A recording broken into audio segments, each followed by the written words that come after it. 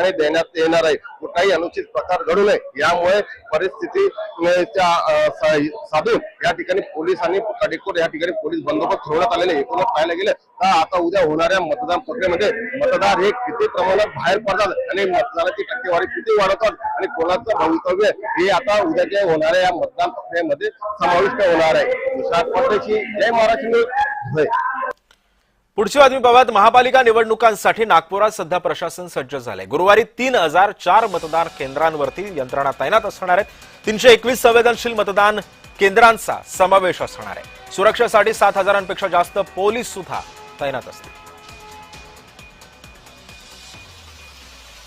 नागपूर महानगरपालिका निवडणुकीला मतदानाला काही तास उरले असताना प्रशासनाकडून जे आहे ते जय्यत तयारी सुरू आहे। नागपूर महानगरपालिकेत जर बघितलं असेल तर 3004 जे आहे ते मतदान केंद्र असणार आहे आणि ईव्हीएम असेल किंवा साहित्य वितरण जे आहे ते प्रशासनाकडून सुरू आहे। सध्याच्या घडीला बघू शकता की संपूर्ण कर्मचारी आहे ते संपूर्ण साहित्य घेऊन जात असताना आपल्या केंद्रावर जात असताना आपल्याला दिसत आहे। एकूणच बघितलं असेल नागपूर प्रशासनाने 321 संवेदनशील मतदान केंद्र आहे। यासोबत जर बघितलं असेल तर 900च्या वरती इमारतीमध्ये संपूर्ण मतदान होणार आहे आणि प्रशासन जे आहे ते संपूर्ण काळजी घेत आहे। या ठिकाणी जर बघितलं असेल तर सीसीटीव्ही कॅमेरे सुद्धा याची नजर असणार आहे। प्रशासनाकडे जे आहे ते संपूर्ण जे कर्मचारी आहेत त्यांना नेण्याची व्यवस्था जी आहे ते बसमध्ये केलेली आहे। आपण बघू शकता की पोलिसांचा सुद्धा बंदोबस्त असणार आहे। 7000 पोलीसचा बंदोबस्त संपूर्ण महानगरपालिकेत असणार आहे। 151 जागेसाठी ही निवडणूक होऊ घातली आणि त्यामुळे बघितलं असेल तर प्रशासनाकडे जे आहे ते जय्यत तयारी केली गेली आहे, कारण की 8 वर्षांनी संपूर्ण ही निवडणूक होऊ घातलेली आहे। आपण जर बघितलं विधानसभा आणि लोकसभा निवडणुकीमध्ये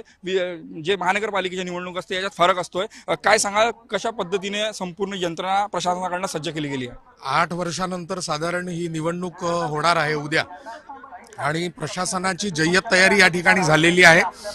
सर्व स्तरावरून सर्व जे कर्मचारी आहेत त्या सर्व कर्मचाऱ्यांना आवश्यक त्या सर्व सुविधा पुरवल्या गेले आणि यानंतर लगेच सर्व कर्मचारी आपापल्या केंद्रांवरचं सर्व साहित्य घेऊन या ठिकाणून प्रस्थान करणार आहे। व्हीव्हीपॅट नसणार आहे यंदा, का बरं व्हीव्हीपॅट नसणार आहे? व्हीव्हीपॅट नसणार आहे कारण बऱ्याच प्रभागामध्ये अशी कंडिशन आहे की 3 जागांसाठी प्रभाग पद्धती असल्यामुळे अ ब क प्रभाग आहेत, काही ठिकाणी अ ब क प्रभाग आहेत। त्याच्यामुळे व्हीव्हीपॅटमध्ये ज्या चिठ्ठ्या पडतात मतदारांनी मतदान केल्यानंतरच्या, त्या चिठ्ठ्यांची संख्या गुणीला 4 किंवा गुणीला 3 होण्याची शक्यता जास्ती आहे। त्याच्यामुळे यावेळी प्रशासनाने व्हीव्हीपॅट मशीन ड्रॉप केलेली आहे। व्हीव्हीपॅट मशीन जे ड्रॉप केलेली आहे त्यासोबत कंट्रोल युनिट असेल, ईव्हीएम मशीन घेऊन जाताना संपूर्ण जे आहे ते अधिकारी जाताना दिसत आहे आणि सध्याच्या घडीला जे आहे ते प्रशासन सुसज्ज असताना आपल्याला नागपूर महानगरपालिकेत दिसत आहे। कॅमेरामॅन मंगेश मोहितेसह तेजस मोतुरे, जय महाराष्ट्र न्यूज, नागपूर। आणि यानंतर थेट संवाद सध्या मंत्री चंद्रशेखर बावनकुळे बोलतात। महायुतीच्या मागे उभे राहतील तर आपला कधीच या महाराष्ट्रामध्ये विजय होऊ शकत नाही।